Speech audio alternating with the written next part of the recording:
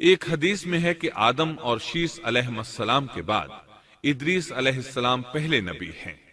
ایک دوسری حدیث میں ہے کہ ادریس علیہ السلام پہلے نبی ہیں جنہوں نے قلم کے ذریعے لکھا اور لوگوں کو کتابت سکھائی۔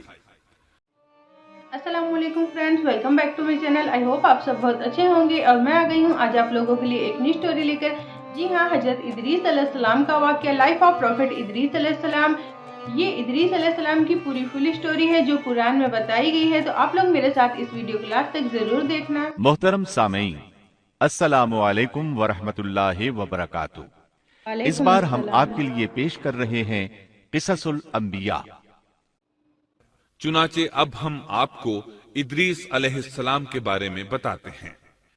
ایک حدیث میں ہے کہ آدم اور شیس علیہ السلام کے بعد ادریس علیہ السلام پہلے نبی ہیں۔ ایک دوسری حدیث میں ہے کہ ادریس علیہ السلام پہلے نبی ہیں جنہوں نے قلم کے ذریعے لکھا اور لوگوں کو کتابت سکھائی۔ حافظ ابن کثیر نے ان کا حلیہ کچھ یوں بیان کیا ہے: پورا قد و قامت، خوبصورت، خوب رو، گھنی داڑھی، عمدہ اوصاف کے مالک، چوڑے کندھے، مضبوط ہڈیاں، دبلے پتلے، سرمگی چمکدار آنکھیں، گفتگو باوقار، خاموشی پسند، سنجیدہ اور متین، چلتے ہوئے نظر نیچی، انتہائی فکر و خوض کے عادی، غصے کے وقت سخت غضبناک، باتیں کرنے میں شہادت کی انگلی سے بار بار اشارہ کرنے کے عادی۔ ادریس علیہ السلام شیس علیہ السلام کی شریعت پر عمل پیرا رہے، چونکہ ادریس علیہ السلام رسول بھی تھے، اس لیے اللہ کی طرف سے مستقل ان پر شریعت نازل ہوئی جس کی تشریح و تفسیر کر کے لوگوں کو احکام الہی سے آگاہ فرماتے۔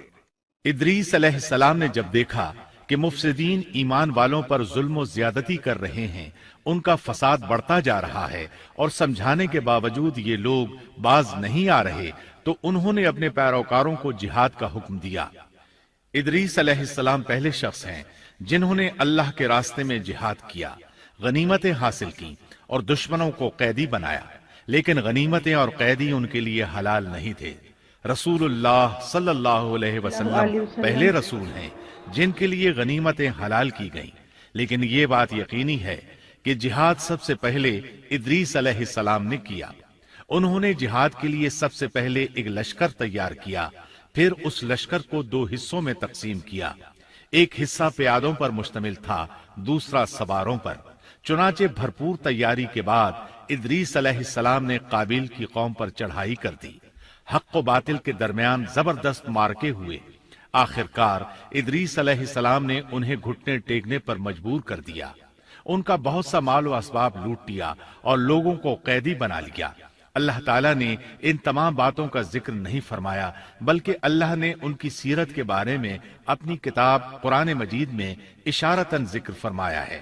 مثلا سورہ مریم آیات 56 اور 57 میں ارشاد ہوتا ہے: اور اس کتاب میں ادریس کا بھی ذکر کر، وہ بھی نیک کردار نبی تھے، ہم نے انہیں بلند مقام پر اٹھایا۔ ان کے بلند مرتبے کے بارے میں بخاری اور مسلم میں حدیث موجود ہے کہ نبی کریم صلی اللہ علیہ وسلم نے فرمایا: میں نے معراج کی رات چوتھے آسمان پر ادریس علیہ السلام سے ملاقات کی، وہ چوتھے آسمان پر بلند مقام پر فائز تھے۔ ابن جریر نے ایک روایت بیان کی ہے، وہ روایت اس بات کی وضاحت کرتی ہے کہ اللہ تعالیٰ کے ارشاد وَرَفَعْنَاهُ مَكَانًا عَلِيًّا سے کیا مراد ہے، اس کا کیا مفہوم ہے؟ ابن جریر کے علاوہ دیگر بڑے بڑے مفسرین اور مورخین نے بھی اس روایت کو ذکر کیا ہے، لیکن اس کی کوئی صحیح سند نہیں مل سکی۔ وہ روایت یہ ہے: ابن ابی حاتم وغیرہ نے اس روایت کو ہلال بن یسار سے بیان کیا ہے۔ وہ کہتے ہیں، میری موجودگی میں ابن عباس رضی اللہ عنہما نے کعب رحمت اللہ علیہ سے پوچھا، کعب، ادریس علیہ السلام کے متعلق اللہ تعالیٰ کے اس قول وَرَفَعْنَاهُ مَكَانًا عَلِيًّا ہم نے انہیں بلند مقام پر اٹھا لیا کا کیا مطلب ہے؟ تو کعب رحمت اللہ علیہ نے جواب دیا، اللہ تعالیٰ نے ادریس علیہ السلام پر ایک مرتبہ یہ وحی نازل فرمائی، اے ادریس، تمام اہل دنیا جس قدر روزانہ نیک عمل کریں گے ان سب کے برابر میں تجھے ہر دن اجر دوں گا۔ ادریس علیہ السلام نے یہ سنا تو انہیں خواہش محسوس ہوئی کہ میرے اعمال میں روز افزوں اضافہ ہو، اس لیے عمر کا حصہ طویل ہو جائے تو اچھا ہے۔ انہوں نے وحی الہی اور اپنے اس خیال کو ایک رفیق فرشتے پر ظاہر کر کے کہا، اس معاملے میں موت کے فرشتے سے گفتگو کرو تاکہ میں نیک اعمال کا زیادہ سے زیادہ وقت حاصل کر سکوں۔ اس فرشتے نے جب یہ سنا تو ادریس علیہ السلام کو اپنے بازوؤں پر بٹھا کر لے اڑا۔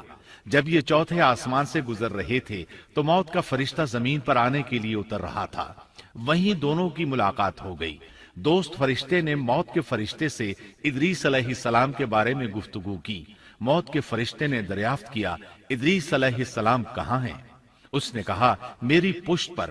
موت کا فرشتہ کہنے لگا، مجھے اللہ کی طرف سے یہ حکم ملا ہے کہ چوتھے آسمان پر ادریس علیہ السلام کی روح قبض کروں، اس لیے میں سخت حیرت میں تھا کہ یہ کیسے ممکن ہے۔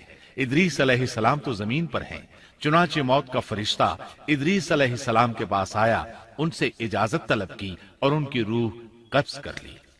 انبیاء کو یہ امتیاز حاصل ہے کہ فرشتہ ان کی اجازت کے بغیر ان کی روح قبض نہیں کر سکتا، اور رسول اللہ صلی اللہ علیہ وسلم کو تو یہ اختیار دیا گیا کہ آپ دنیا میں مزید رہنا پسند کریں تو رہ سکتے ہیں، یا پھر رفیق اعلیٰ کی رفاقت کو پسند کر لیں۔ آپ نے رفیق اعلیٰ کی رفاقت کو پسند فرمایا۔ اس طرح ادریس علیہ السلام کی روح چوتھے آسمان پر قبض کی گئی۔